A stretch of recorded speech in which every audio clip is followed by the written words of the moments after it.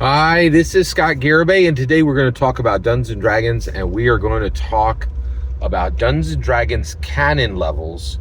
And today we're going to talk about Dungeons and Dragons General Canon, Dungeons and Dragons Canon Level 4. And I'm going to give you an example of what that is.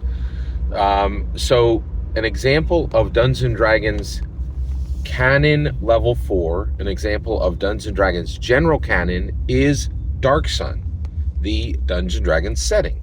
You're like, wait a second, if that's a Dungeons and Dragons setting, why isn't it like core canon or pure canon? It's a good question. Well, Dungeons and Dragons is truly, it is an unprecedented intellectual property. There really is nothing like it in the world. And it is really cutting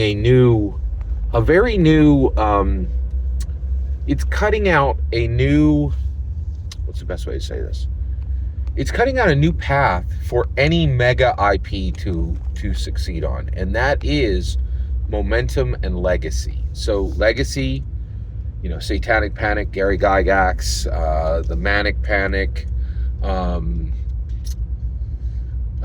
Dungeons and Dragons baloney. Like, there's just story after story after story, real legacy, like real history, right? That no other OSR or END has, but also momentum, right?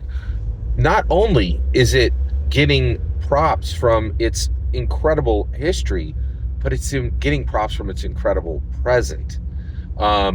Every 3 months, we get a brand new full color, multi-million-dollar production value D&D Canon hardback, and it's really incredible. That's tying into international brands and tying into shows and tying into movies and tying into more things than the entirety of all the other OSR and indies combined. It's really just working on a different level. So Dark Sun is this old setting, came out in the mid-90s, right, under Lorraine Williams, and it never really succeeded, right? It had amazing art from Brahm, but it didn't really succeed that well even when it came out, because there were a bunch of other settings out kind of strangling, like, D&D at the time was very much competing with itself, right? Not even, it didn't even have to worry about its other competitors. It was literally its own settings were strangling out its other own settings, right? And Dark Sun was one of these, right? The other thing is it had a godless non-deity pattern for that setting that didn't match any other Dungeons and Dragons settings. And people were like, well, if that's right about Dark Sun, actually, that can't be right about Dark Sun, because every other world literally ignores it. So they're like, oh, gods don't exist here. And you're like, well, you guys are on the material plane. There's gods in, there's deities like one setting over. So what you're saying is ridiculous and doesn't make any sense and is really highly ignorable, right? And highly ignorable has turned out to be exactly what Dark Sun has been, right?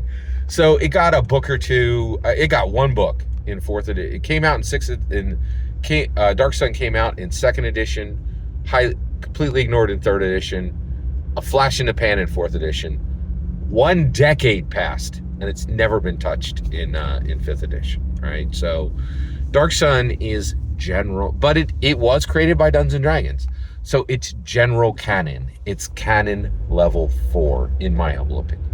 Every single thing you just heard, every single word you just heard is my humble opinion. Nothing more, nothing less.